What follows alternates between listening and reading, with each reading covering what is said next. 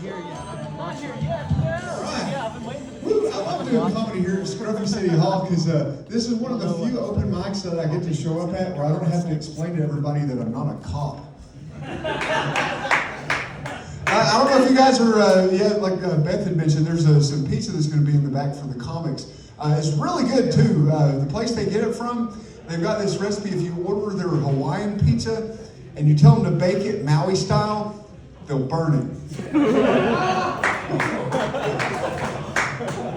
I was messed up. Yeah, I travel a little bit. So a couple weeks ago, I was out in Los Angeles, and I swear, like from being out there, it's kind of like the apocalypse is nigh, as I say.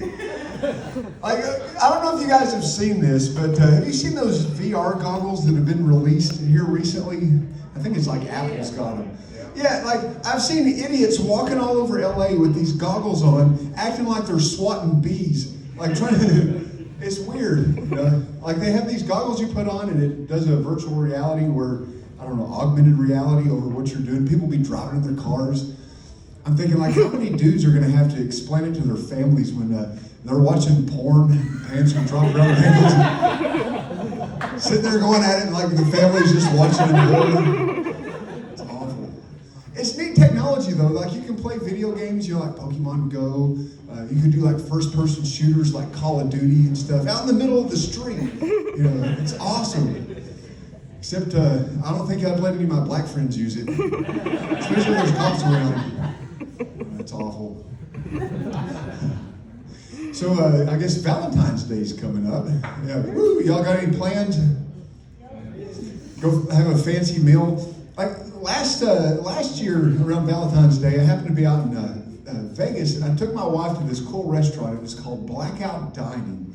And what it is you're served a 7-course meal in pitch black darkness.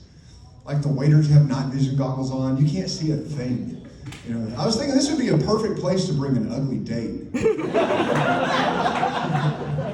Or if you're the ugly date, it would be an awesome spot for a blind date. And it's kind of interesting though, like when you're sitting there eating in the dark, you know, your senses start to take over. It's called synesthesia, you know, where the smells are better, the tastes are better, which is the perfect room to let silent but deadlies just start wafting them in the different directions of tables. I don't know, a lot of people seem uncomfortable about like eating in the dark though. They're like, I don't know if I could do that. You know, it just seems weird, you know. But I'm thinking like, how many of you are comfortable with sex in the dark? Or does everybody do it naked on top of the covers in a well-lit room, maintaining eye contact the whole time? So you're uncomfortable about like, you know, you'll toss a salad in the dark, but you won't eat one.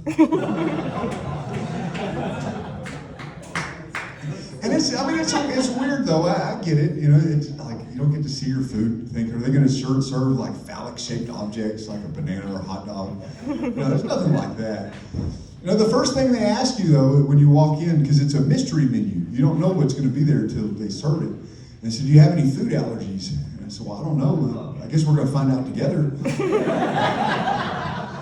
But then they make you sign this 3-page waiver, and it's like really in depth, you know, and. I was like, the only time I've ever signed a waiver like that was when I got cast in a porn. Yeah, don't get too excited. I was the husband who left for work. I mean, $80 is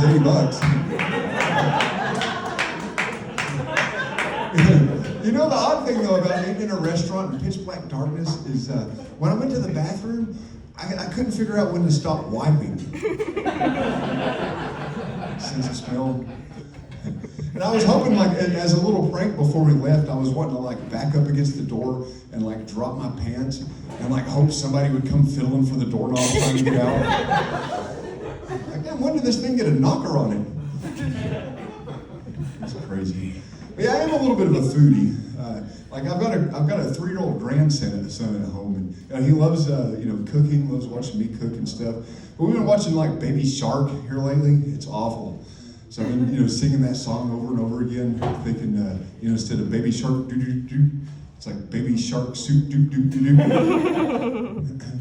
And then, I don't know, like, we were watching, I think something with Tweety Bird too, and I came up with a good idea. There's a French recipe called ortolan bunting, And I'd like to take Tweety Bird. And what it is you take a bird and you drown it in a bucket of brandy, so it marinates it at the same time.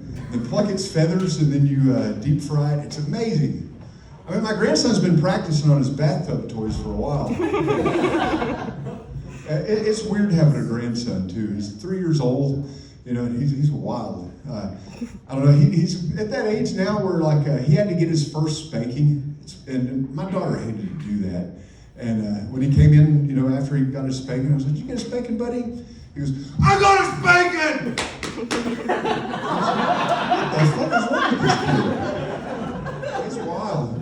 And we had to keep him in his bed at night. We had to get 5 of those 20-pound weighted blankets, throw them on top of him. He starts what I call the struggle snuggle. And eventually gets tired and goes to sleep. We had to, because the one thing about being a grandparent at 42 years old that I never had to worry about, I never had to worry about catching my grandparents having sex. I mean, that would have been awful. Walk in, catch Papa on top of Mama, hold her ankles up by her ears in a position. Maybe smacking her and spitting in her mouth or something. It would have been awful. So my grandson almost caught us the other night. And he doesn't call me Papa, he calls me Pops. And he calls my wife Lolly. So we're Lolly and Pops.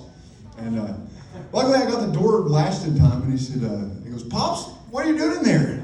I said, "Nothing, buddy. We're just lollipopping." Now keep in mind, if we got there about 20 seconds sooner before she flipped around, she might have been lollygagging. All right, I'm Jeff Chapman. That's my time.